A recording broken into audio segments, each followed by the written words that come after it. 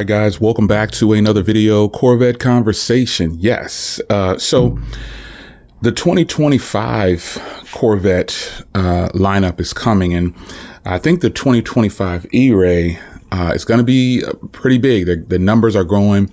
The 2024 production, I'm hearing rumors that it's going to be 1,200 of them. So all of us that are in that 1,200 range, if you have a Corvette E-Ray, pop your last year, your VIN down there. Just let me know how far you are. Mine is 427. And I've got number 427, which is pretty cool. But supposedly there's going to be 1,200 2024 E-Rays coming off this year. So that's going to be pretty exciting. But the 2025 Corvette E-Ray, the color combination that I like if I were getting a 2025 Corvette E-Ray, I genuinely love my red mist. The carbon flash metallic is definitely one that I think is just one of the best, colors you could have, especially since it's no longer available. But the purple color for the 2025 lineup, that's the winner, folks. I'm not big on yellow cars, but some yellow cars look really good with black accents. But that purple color with sky cool gray or the natural interior or black interior is going to be a win. Even the green interior on that car with the purple, if you do the entire dip, it's going to be pretty clean. So I think that this is going to be a pretty interesting year for when we start to see the 2025 Corvette E-Ray and just Corvettes in general roll out. We've got the ZR1 on the way, and I want to kind of talk about that as well. It's pretty interesting how this is going to play out. So, but basically, purple. That purple color is in fact my favorite of the 2025 lineup. I got to admit, I'm shocked at how much I actually was drawn to that color.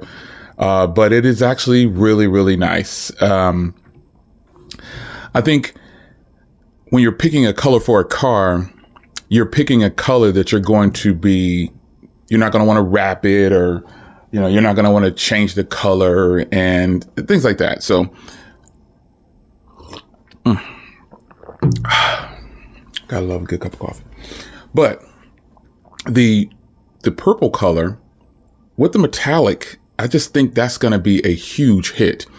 And if someone does a dipped gray interior, sky cool gray, or a dipped natural, or just all black, the black is probably going to be my least favorite interior with the purple color. Hysteria purple, I think it's called. That's going to be the least favorite of all with the Hysteria purple. I think the sky cool gray and then the natural dip, those are going to be two hot combinations. But unfortunately, it's nothing special about me. I'm pretty sure other people have thought of this same combination. So I think when creating a Corvette, you should try to be as different as possible and try to get yourself a one of one within something that you think is really nice and it's going to look good together. But personally, I feel like the Hysteria purple, that color on any of the new Corvettes is going to be a major hit. And I got a feeling that GM's going to start saying there's restraints. There's nothing you can do about that. How it turns out that there's a lot of restraints is beyond me. I just don't get it. Something's brand new and you would think they will be ready and ready to go. And, a lot of times they are not. They start saying there's restraints and there's just nothing you can do about it, simply put. So if I were going to get a ZR1, that would be a color I'd be interested in. I don't even know the ZR1's available for that color. Let's just go to Chevy real quick. I believe that the Hysteria purple is available I did the little configurator thing. You can do the design or whatever, I think now. And I believe, the Hysteria purple, it is on there. So I think I knew it. I did it with my with my other video that I talked about the ZR1, but that would be a great combination for me. Now let's move to the ZR1 conversation, because there's so many people that I've ran into in person that are saying, "Oh, I'm getting one," and I'm like, "Wow, what do they know that I don't know?" Because unfortunately, I don't know how many ZR1s are going to be made. I would think GM would make at least 40,000 of them, maybe, to get them. I mean, there's no purpose in having this vehicle that everybody wants and you just don't make a lot of them. You gotta give the consumers what they want. I don't like a bunch of limited run cars, because then you have these elites or elitists who feel like they're elitists. They just jump up because they have $15 billion and they buy it and they don't even drive it. They just collect it. It's just sitting collecting dust. Cars are meant to be driven, which is why I have 1,600 miles on my E-Ray right now after just a few months. I am loving it. But I've spoken to a lot of people that said, "Hey, you know, I'm getting a ZR1," and I in return said, "Hey, I'm getting one too." But talking to a lot of people, they seem like, well, they got the inside track. So I'm like, I'm trying to get the inside track, but no, I don't have any special inside track. I'm just dealing with the same dealer that I always deal with, and looking to get a ZR1 with no markup. I know they'll get at least one allocation, and I know they're probably gonna try to mark it up. And I already talked to them. I said, "Hey, keep me in the know. I'm a serious buyer. As you already, you dealt with me before. I bought the E-Ray out from you. Just building relationships. That's what it's about." So the ZR1 is obviously on my radar. Now, some have asked, "Are you going to keep the E-Ray?" That is where I'm at right now, keeping the E-Ray because the E-Ray is such a special, eclectic vehicle. And that all-wheel drive is just unmatched on the Corvette. True story. Met another Z06 owner. Great guy. He has a red mist Z06. Pretty much looks exactly like my E-Ray as far as the body design. He's got the dipped interior, the natural dipped interior. Really nice guy. I took him for a ride. I asked him, "Had you ever even been in one?" He was very intrigued. And he said he wanted the E-Ray, but he went with the Z06 because he just couldn't get past, getting all the markups, and he just wasn't willing to do it. And so he ordered his Z06 and got it in 3 months. Just like I told people before, I got my Stingray back in the day for 3 months when everybody was saying, "No, I waited 2 years." But he waited a long time to get his allocation for that Z06. And he wanted an E-Ray, but he couldn't get one of those. So he stuck with his Z06 allocation, and he got his Z06 built in 3 months. And it is a 2LZ dipped interior with red mist. It's beautiful, man. He doesn't have the carpet turn brakes or anything, but great guy. And he was really intrigued by the E-Ray. I was at a car meet. He was really intrigued by it. And I asked him, I said, "Hey, there was another guy there. He was such a hater. He was one of those guys that was saying, 'Oh, the Z06 is faster.' And I'm like, 'All right, man, whatever. You keep riding that wave.' I told him, let's just line them up. It's really, after a while, there's really nothing you can say to a person, but let's just line them up. And it is what it is. But the other guy, because both these guys had Z06s, wow, he was really nice. Both of them were in general, nice people per se, but the other guy, his conversation was all about, the Z06 is the best in the world type of conversation. I'm like, oh, okay. But the other guy, he was older than him, and it showed. But he was definitely intrigued by the E-Ray, like a lot of Z06 owners are. And I took him for a ride. And his words, not mine, "This is much faster than the Z06. And it wasn't just a dig. It was a roll. He asked me, he said, "Have you driven it in track?" I said, "Not very often. I don't know if I'm getting all that much more power in track mode." But then I said, "Well, let's just put it in track before we go back to the meet." And he was like, "Oh man, I could really," and I was like, "Yeah, I can definitely feel the difference between," see, I have my Z mode tweaked to where I have everything up but the track portion. And then I have, track mode. It's boosted all the way up. So when you put your E-Ray in track mode, you're getting all of the power. It's there. And so when we drove it for that short stint, just some quick little pulls, he was really in awe and he said, this is much faster than the Z06. I don't know why Chevy is like rating it down. It's got to be for EPA ratings, I say. But those who have an E-Ray know, okay, so Chevy says 160 horsepower on the front. Tons of us have hit 180 and above, almost 200 miles horsepower on the front motor. So it's got to be something with your RPMs, or, you know, where you're at in your band where you're hitting that. And it's more than just a low end car. I've spoken to some Z06 owners in person. They're like, oh, the E-Ray is it's a low end car. So, you know, basically it's torque only, basically is what they're saying. And I'm thinking, I don't know how I love the Haggerty video, but everybody keeps quoting that video saying that that's a fact, what they said. But these people aren't daily driving the E-Ray, and they're not, they just don't own it. They don't have one. They don't own one. So I get it. You got to go on what you heard. And sometimes that's how most people do it. But personally, driving this E-Ray, and then actually, I even told him he could drive, and he was like, well, no, that's okay. I don't want to drive. I said, okay. He said, I'll hop on the passenger side.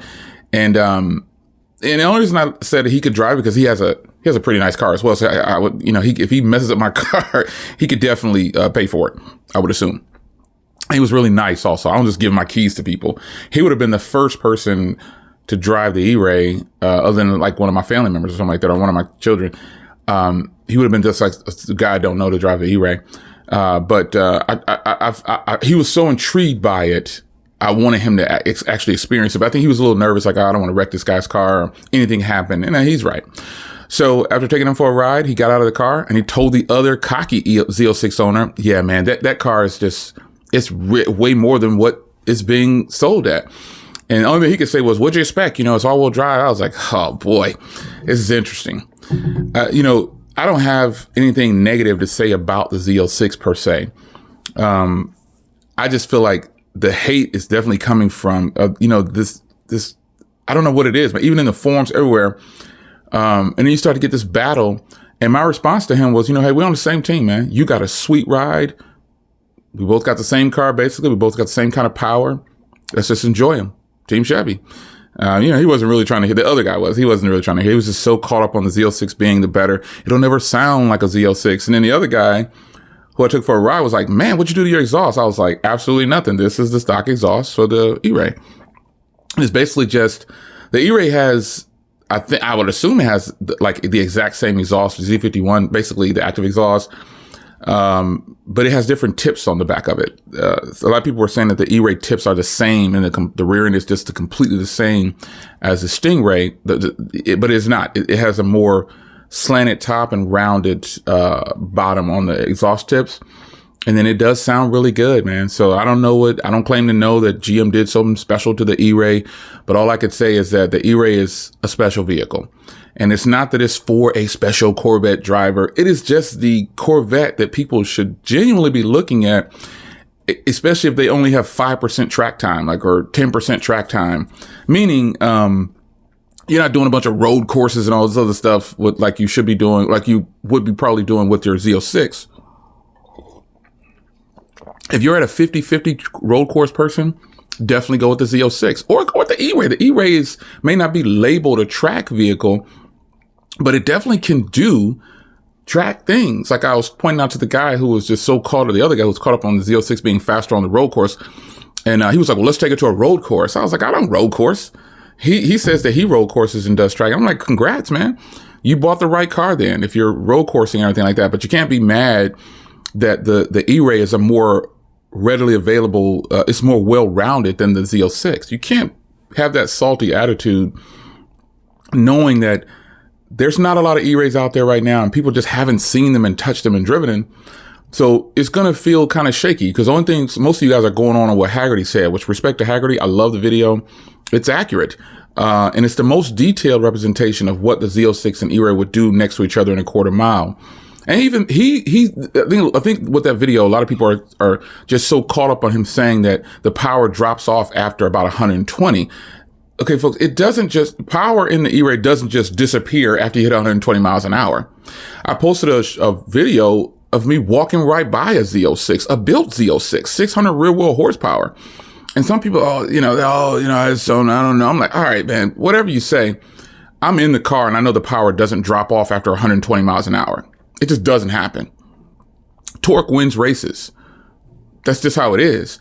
So yeah, the E-Ray is going to be powerful down low. It does have a mid band and it does have some top end. I've already shown that. So, but I still don't have any kind of thing disrespectful to say against Z06 owners.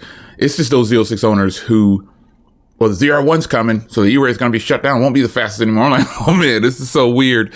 It's weird. You're hearing people say this in person. Like, what is the problem, dude? You got a Z06 with a Z07 package. You got a sweet car. So what? You're not faster in this one segment, but you're faster around the road course if that's what you want to be, what you want to hear. But in the end, you bought what you bought. Everybody buys what they buy. But at the same time, at some point, there's going to be a ton of E-Rays on the road, and they will get the respect of Z06 owners. Not that they're probably looking for. I don't care, honestly, if it's faster than a Z06. Like, I don't go around bragging saying it's faster than a Z06. This doesn't happen. Like in person, I don't do that. There's no need to do that. Because a lot of people who walk up to my car when I'm at car meets are Z06 owners, and they start asking me questions. And their mindset is that, hey, my car's faster. And I just say, oh man, we got one of these. That's just how the conversation goes. That's kind of what it goes to, so I just let them talk and let them have their moment. But in the end, I still would say, let's just go out there and line them up. And none of them do. None of them do. They don't do it. I don't think they would want to. And then they start to make excuses about, well, I mean, of course you got all-wheel drive. Okay, well then stop talking about how fast your car is, because there's no road courses out here. I think Corvette enthusiasts, the E-Ray is just that all-around Corvette that anyone can buy. It's fast. It can be driven in any climate. It's a win. But with that said, this video wasn't just to talk about E-Ray versus Z06. I genuinely love to discuss cars, not just Corvettes, cars. Okay, now, Corvettes is my favorite, obviously, but I don't just want to discuss Corvettes all the time. But I'm going to be happy if I can get a ZR1. Going to be happy about it. Straight up. Before I get out of here, I was talking to someone I wasn't talking to someone. I was in the forums and they were talking about the E-Ray versus Z06, and there's nobody tracking it, like going head to head. And then there was a guy out there, E-Ray Nate or C8 Nate or something like that. And, he posted the content with another guy, one Z06. They both posted on their respective channels, and they're both doing well. As far as, people watching it, but it's still just the same commentary from those Z06 owners. Who they are. But the reality is, I was talking to someone in the forums and I brought up my Plaid, and they were like, nobody cares about your stupid Plaid. I was like, wow, man. Okay, I got an E-Ray too. So they were talking about how the E-Ray is just as fast as the Plaid on 60 to 130. And I kept quiet for most of their conversation, but then I was like, there's no way. I have both those cars out there, and the Plaid's 60 to 130 is like 4 seconds. The E-Ray is like 8 to 9 seconds for 60 to 130. So I say you guys are really gassing up the E-Ray, and it is not that fast up top like that. It's fast, but next to a Plaid, it is not. It's just not. Both cars are in my garage right now. The Plaid is faster, 60 to 130. I mean, the Plaid runs 9 2/4 mile and 9 3/4 miles people are getting. The E-Ray doesn't do that. The E-Ray is getting like 10.4, 10.5.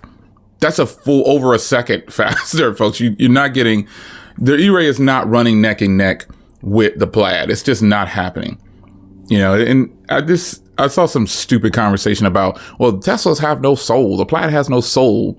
That's a bunch of metal and stuff, just machinery. None of that has a soul. I don't know. The conversation is so weird. But nonetheless, I enjoy my electric cars, and I definitely wasn't an electric car person. I wasn't an EV person at all. But once I experienced the Model 3, I was like, whoa, this, I can work with this. Cause I sold my Cadillac, and I went to the Model 3, and I was like, a little bit smaller on the interior, but I could work with this. And after driving that car for almost a year and selling it and going up to the the dual motor Model Y, I mean, it's a hit, man. Just having all-wheel drive on EVs is ridiculous. So I like cars and I love speed. And so I don't feel any type of way about Tesla. People are like, oh, the Tesla's losing value. I don't care about any of that. All cars depreciate. No car is going to hold this top value ever. It's going to take about 20 years for cars to really appreciate. So I don't know what the ZR1 is going to do. I don't know how that's going to play out. I don't know if I'm going to get one. But if I don't get one, man, I got an E-Ray. I got one of the fastest Corvettes out there and one of the best looking Corvettes out there. And, you know, it's a hit. There's no getting around it. Only way I would sell my E-Ray is, for one, I made more money on, like I sold my Stingray and I made more money on it. But the only way I would sell my E-Ray is to make more money on it. And because, okay, let me say this. Everything's for sale, folks. Like I don't think you should hold on to material stuff like that. This is my personal opinion. I don't hold on to material things like some people say, oh, I can't believe you sold that. Yeah, it's a piece of metal, man. It's a piece of machine. If you can make some money off of something real quick, I'm not saying just go out and just look for sales, but if I'm parked somewhere and someone really wants something I have, which has happened before, believe it or not, and I sold it. It was one of my Tahoes. I literally was parked and I was like, go get the check, bro. I got the title, get the check. But I just don't hold on to material stuff like that. It's just not that important to me. I'm moving on to something else. But that would be the only way I would sell my E-Ray, is if I got more money for it, and then I would just take all that cash and put it towards the ZR1. And I'm willing to wait too. Like if a year from now, the guy says, hey, I got a ZR1, it's yours, but the wait is 9 months. And then before that 9-month mark, I got my order and everything. I'm sell to you for MSRP, blah, blah, blah. If someone comes along and wants to buy my E-Ray and they have more cash than what I paid, I mean, I paid $122 before taxes, was $130 out the door, cashed out on it, titles in my safe, in my safe deposit box. So I don't have an attachment. I like it. But I'm not gonna, if I can get 145 for it, it's profit. Put all the money in the bank, put the money towards my ZR1 and wait it out. I still have a Plaid, folks. That car is fast. It's very luxurious on the inside too. And I'll be going over some quality control issues with that car as well, when I get an opportunity. I'm gonna get out of here. Hope you guys enjoyed the discussion. The ZR1, yeah, I plan on parking one out there. I would love to park it next to the E-Ray. But like I said, if I make money on that E-Ray, it's gone. And I'm rolling with the ZR1. I can't say that so easily. No, because I like the E-Ray way too much. Daily drive the E-Ray, daily drive the Plaid. Roll with the ZR1 on the weekends. What do you guys think? I think that would be hot. That would be so fire. So, Hysteria Purple is my favorite color of the 2025 colors, the lineup for the Corvette. What is your favorite? What Corvette do you actually have right now? Do you have an E-Ray? If so, what's the last 3 numbers of your VIN? Or 4 if you have one in the thousands. Because right now, like I said, there's only supposed to be 1,200 made for 2024. And right now, the highest VIN I've seen is 1,002. So let me know in the comments. It's your man Jay. If you guys enjoyed, and I'll see you in the next one. Take care.